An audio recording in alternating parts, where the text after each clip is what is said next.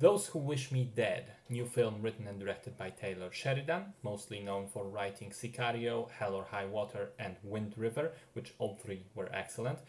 This film is based on a novel written by Michael Corita, although from what I gathered there were significant changes made to the plot. And it stars Angelina Jolie, John Bernthal, Aidan Gillen, and Nicholas Hoult. The film is centered around a couple of characters. Angelina Jolie is a firefighter paratrooper that has experience combating forest fires, and after a tragedy on the job, she is taking the summer to basically sit alone in a watchtower in Montana in a forest and send warnings of starting fires to others while she reflects on her state of mind. John Bernthal is a local policeman who knows her. He's a kind of a regular good guy with a loving wife and a baby on the way. Then we have Finn Little, who plays a boy named Connor. His father, who's sort of a mafia accountant, he becomes the target of some assassins, played by Gillen and Holt, and they manage to cause a car crash, kill the father, but they let the boy escape into the woods.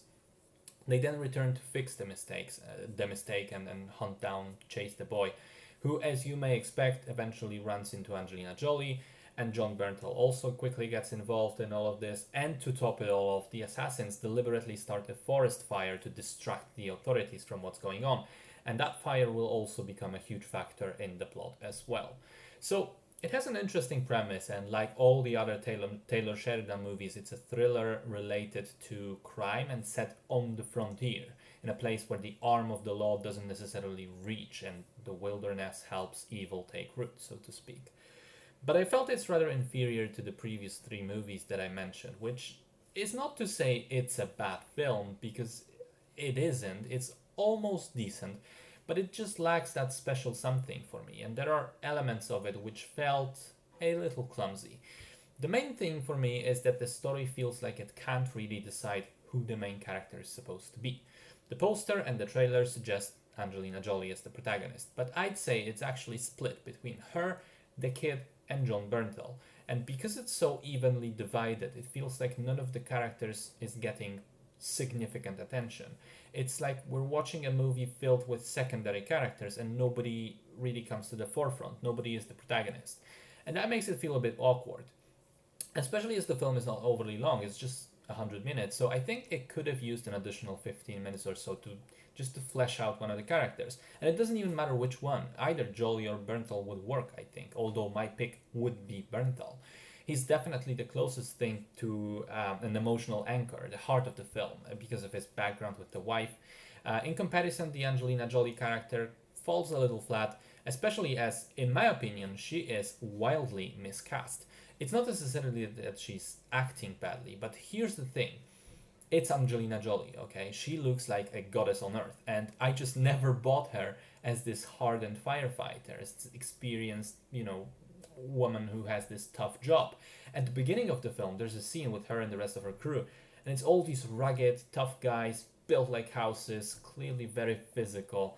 And there you have her, rather fragile looking, but also, full makeup, looking like she just walked out of a spa. And I immediately thought to myself, well, I'm not convinced in her actually, but let's see where it goes.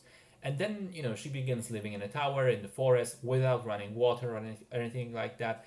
And yet, until the climax of the film, she still looks pretty as hell.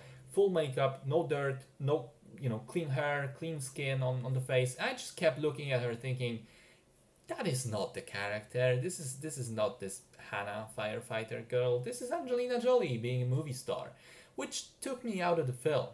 And also, here's an interesting point regarding the antagonists. They're possibly one of the most incompetent assassins ever put to screen.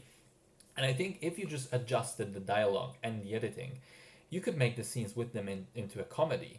Like the two burglars from Home Alone. Seriously, it's staggering how much they fuck up. And I don't think that's necessarily the fault of the script, but it does make for a weird tonal mismatch where these guys are intended to be presented as these very menacing and ruthless killers, and yet, if you think about it, they're incompetent morons. So there are some faults to the film, but even so, it's still kind of engaging. I think that the setting elevates it somewhat, and John Bernthal especially is enjoyable in his role, and he was the standout character for me. So it's fine. It's not a bad film, but it also doesn't achieve the greatness that Taylor Sheridan has shown us he can reach for. And that makes this movie fairly disappointing to me.